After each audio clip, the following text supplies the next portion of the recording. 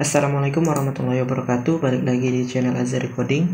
Nah, pada video kali ini saya akan membuat video tutorial, yaitu bagaimana cara membuat form login menggunakan HTML dan CSS, kemudian dilanjutkan dengan membuat program PHP-nya, dan sekaligus nanti di terakhir kita akan mengamankan website kita ini dari serangan SQL injection dan juga CSRF ya. Nah, pertama-tama kita buat dulu folder, namanya adalah form login seperti ini. Kemudian di dalamnya kita isikan index.php dan juga CSS-nya ya. Jadi pertama ini kita bikin dulu desain CSS-nya. Oke, kita buka di Sublime Text seperti biasa ya. Ini dasar. Nah, kemudian saya tambahkan link untuk menuju ke style.css.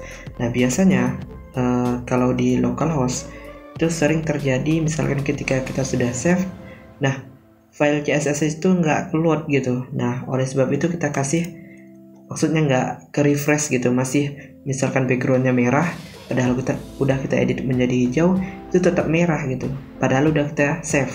Nah, untuk mengatasinya kita kasih tanda tanya, kemudian php time gitu. Oke, seperti itu.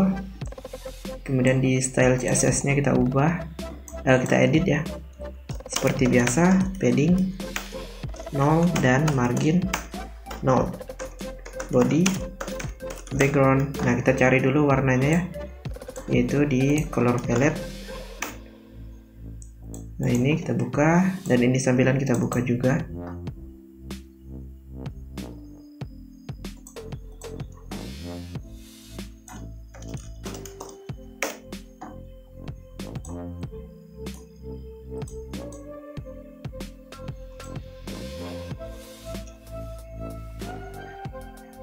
Oke, untuk backgroundnya saya akan pakai yang warna hijau aja ya. Oke, kita coba lihat. Oke, sudah ya. Sekarang kita bikin dulu kontainernya ya. Di sini berarti div, dan di dalamnya ada form. Lalu di dalamnya ada label dulu. Labelnya adalah username atau email aja ya. Username. Kemudian di bawahnya ada input, lalu di bawahnya lagi ada password.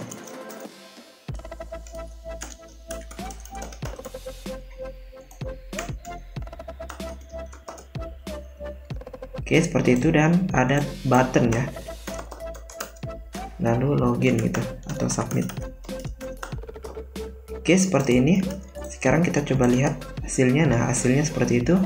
Sekarang kita edit di bagian CSS-nya. Yang pertama kita buat dulu kontainernya. Backgroundnya adalah putih. Kemudian di bagian body kita kasih dia display flags, dan justify contentnya adalah center, dan alik itemnya adalah center. Kita lihat. Nah, sudah di tengah ya. Sekarang kita kasih min height 100 VH. Oke, sudah di tengah ya. Nah, ini kita kasih juga di bodinya ini, di kontainernya 20 pixel. Oke, sudah. Sekarang kita mau kasih box shadow ya.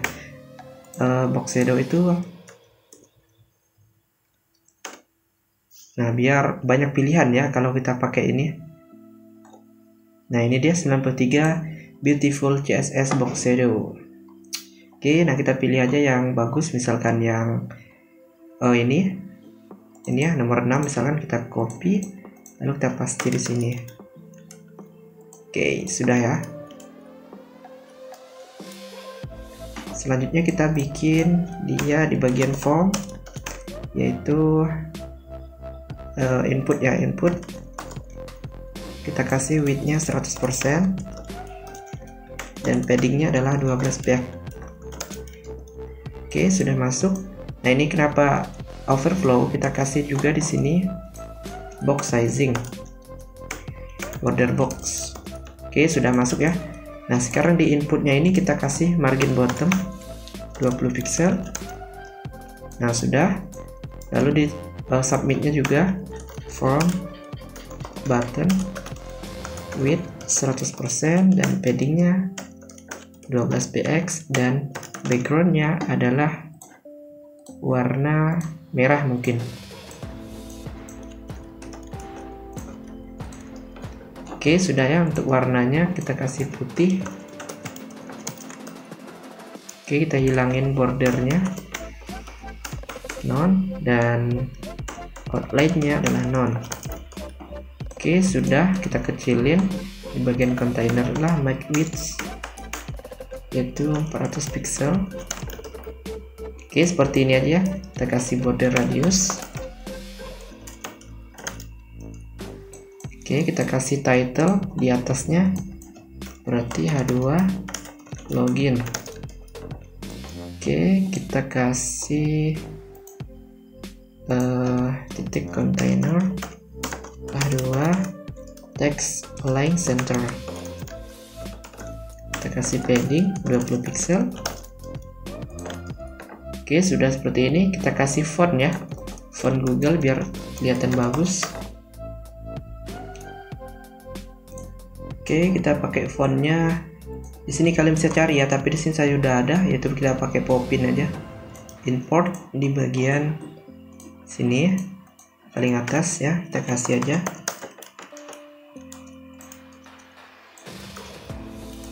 Kemudian kita pasang di semua teks ya, berarti di sini aja. Nah, seperti itu, dan kita refresh. Oke, sudah ya. Username dan password dan submit. Untuk submitnya kita kasih kursornya pointer biar seperti ini. Nah, oke, di sini udah jadi ya untuk form loginnya. Selanjutnya kita akan membuat script PHP-nya ya. Kita coba dulu di bagian index, berarti kita di atas ini. Nah, pertama yang harus kita perhatikan bahwa untuk membuat form login kita kasih method dulu, yaitu post, dan masing-masing input ini kita kasih name. Lalu isinya adalah misalkan username, dan isi dari password adalah name-nya password. Untuk sementara type-nya kita kasih tag aja ya, biar kelihatan. Harusnya password ya, biar nggak kelihatan. Untuk latihan kita kasih teks aja, dan buttonnya kita kasih type submit ya. Oke, di sini ada username dan password. Nah, selanjutnya kita akan tangkap semua data dari form login tersebut di script PHP di sini. Nah, biasanya orang itu bikin dua halaman.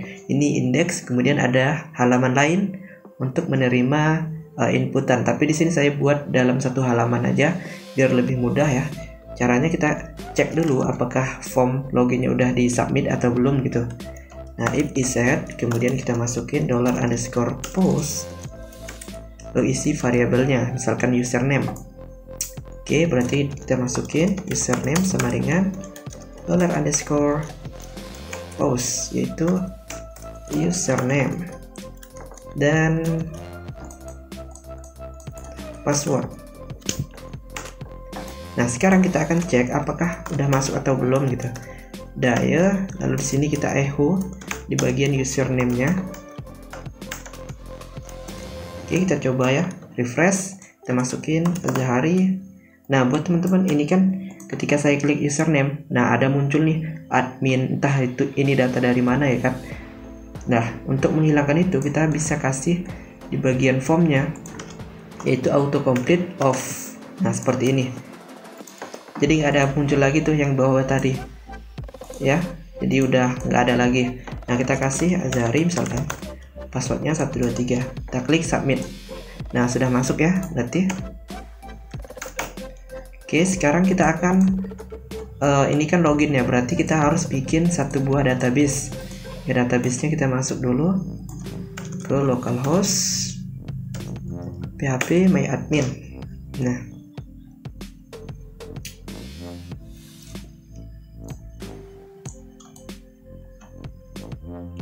oke, kita bikin dulu database baru. Kalian klik new di sini dan kalian masukin nama database-nya, misalkan 001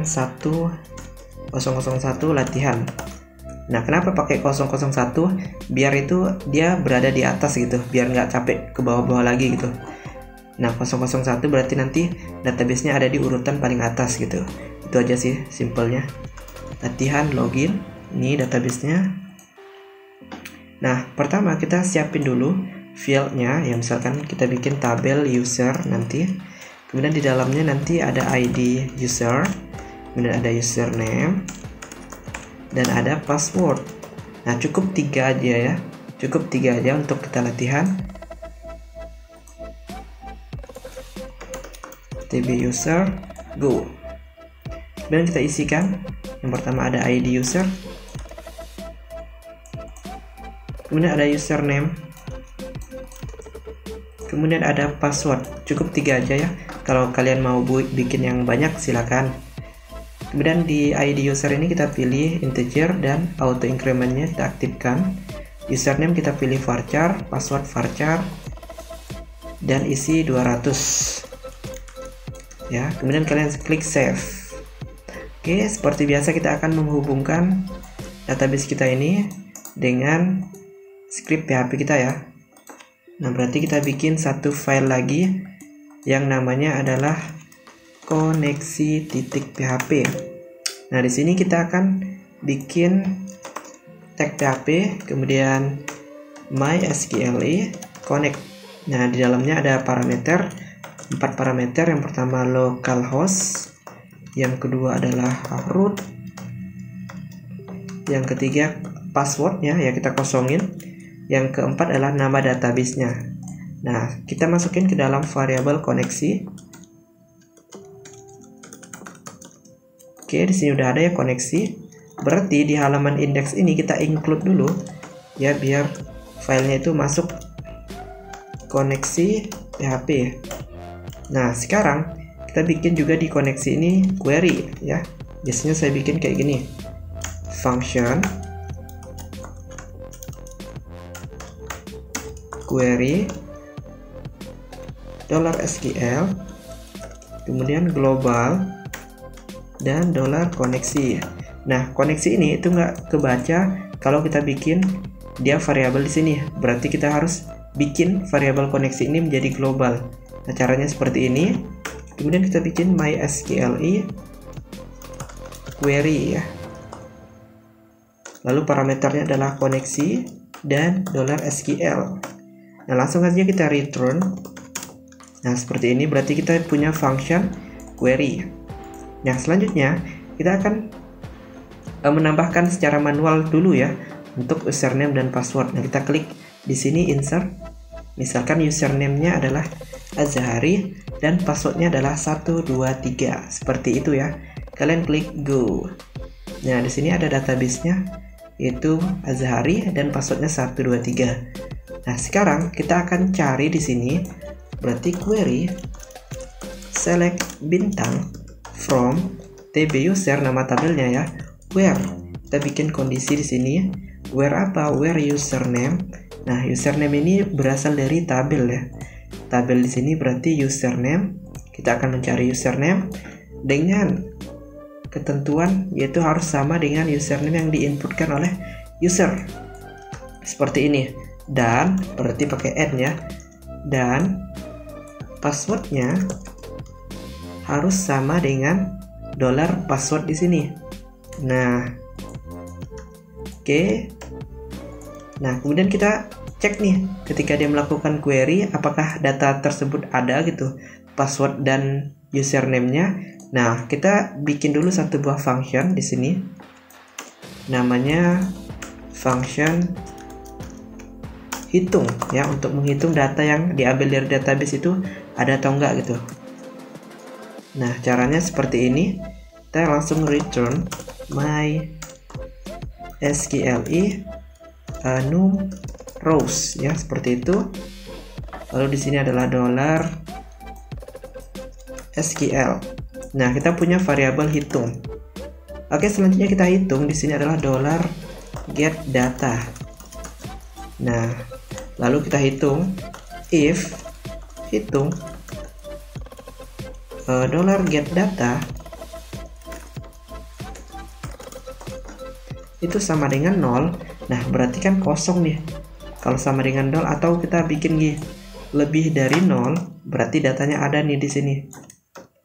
Data ada. Nah, kalau else berarti nggak ada data. Seperti itu, berarti kita kasih DAE, coba.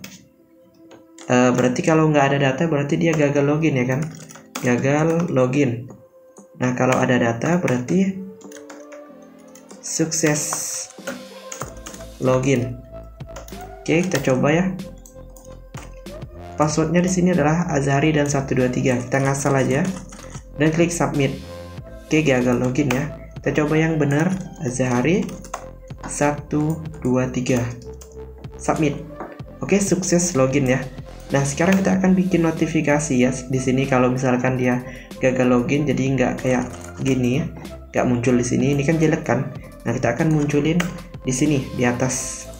Oke, caranya cukup mudah. Kita bikin dulu di formnya ini. Berarti kita kasih div notif.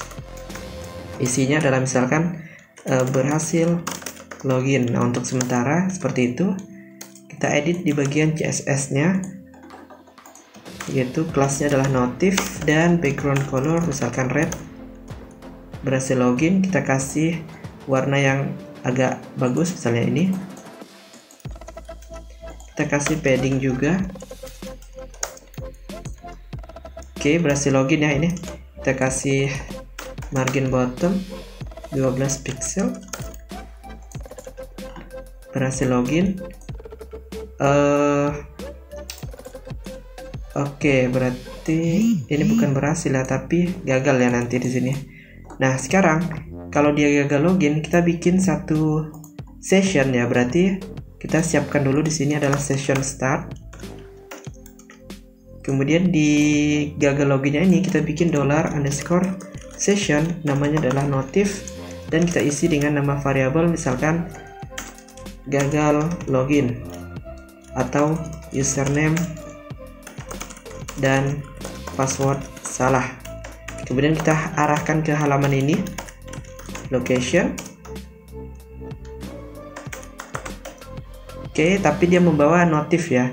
Nih, dia membawa notif kalau dia berhasil. Kalau dia gagal ya, membawa notif, dan kita cek nih notifnya di sini. Berarti php kemudian if insert. Nah, kalau ada notifnya maka tampilin data ini, data yang ini notifnya. Oke.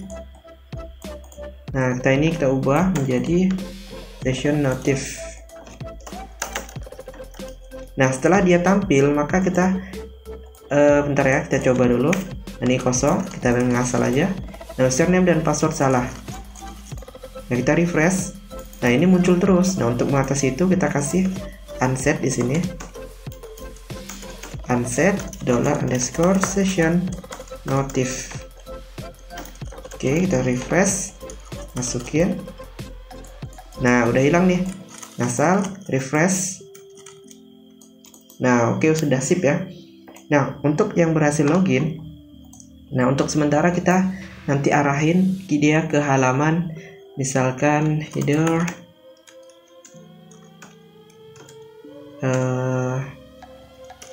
location misalkan admin ya, admin.php.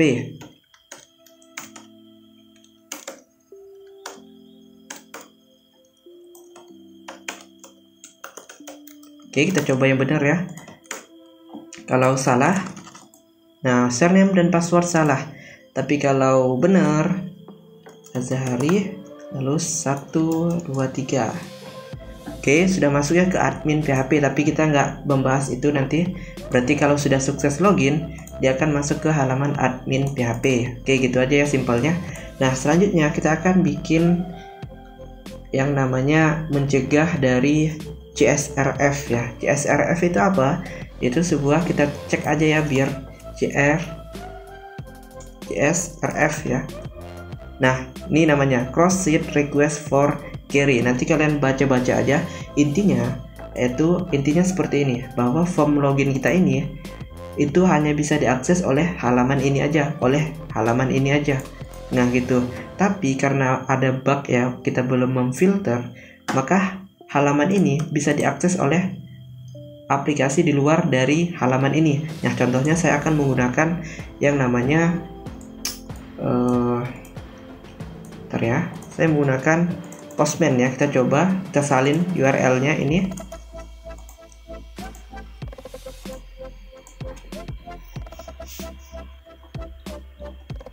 Ya kan? Nah, saya akan coba dari sini aja ya.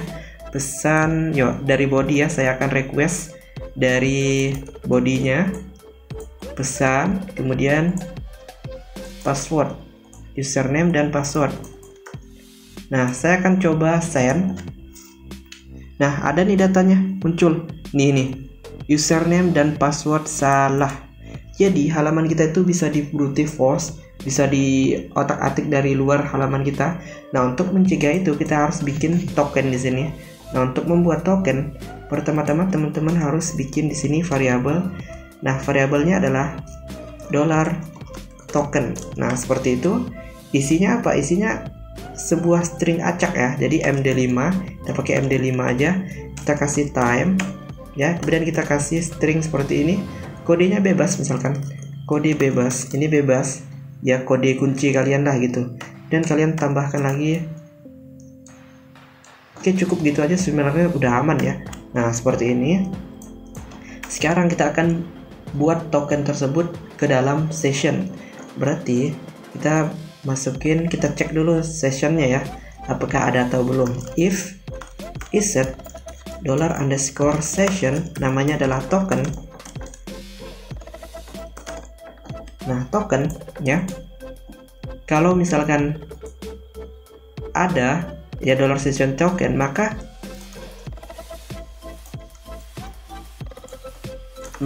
$token itu sama dengan ini, sama dengan session yang udah ada. Nah, tapi kalau nggak ada, maka kita bikin token baru di sini, token baru, dan juga sessionnya kita tambah di sini. Intinya kita akan membuat session ya, session yang namanya adalah token, yang isinya adalah kode kita. Nah, seperti itu. Insert ya, kita cek ya, $token, berarti variabel $token itu selalu ada ya. Oke. Nah, sekarang untuk kita cek dulu, kita tambahkan di bagian input di sini. Berarti input type-nya adalah text dulu ya, kita kasih value-nya. Nah, kita coba lihat ya di form login kita. Nah, di sini udah ada kode acak, kita refresh. Oke, kodenya tetap ada ya. Nah, kita akan masukin kode tersebut di dalam type hidden. Lalu name-nya adalah token, seperti itu. Nah, sekarang kita akan cek di bagian ini. Di atas pertama di sini. Nah, berarti if ini kita kasih token post ya, sama dengan $_post token. Nah, kita akan cek $token ini dengan token yang ada di session. Apakah $token yang di post dari form itu sama dengan $token di atas nih, yaitu dari sessionnya, atau bisa kita ambil dari sini. Nah, seperti ini. Kalau sama berarti aman gitu. Atau kita bikin ini, kalau tidak sama berarti tidak aman. Nah, tidak aman itu kayak gimana? Ya berarti form kita bisa di-post dari halaman lain gitu. Kita kasih aja di sini. Woi, lu ngapain gitu. Nah, seperti ini. Sekarang kita akan coba. Ini kan ada token nih. Token. Copy, lalu kita masukin ke dalam variabel baru di sini.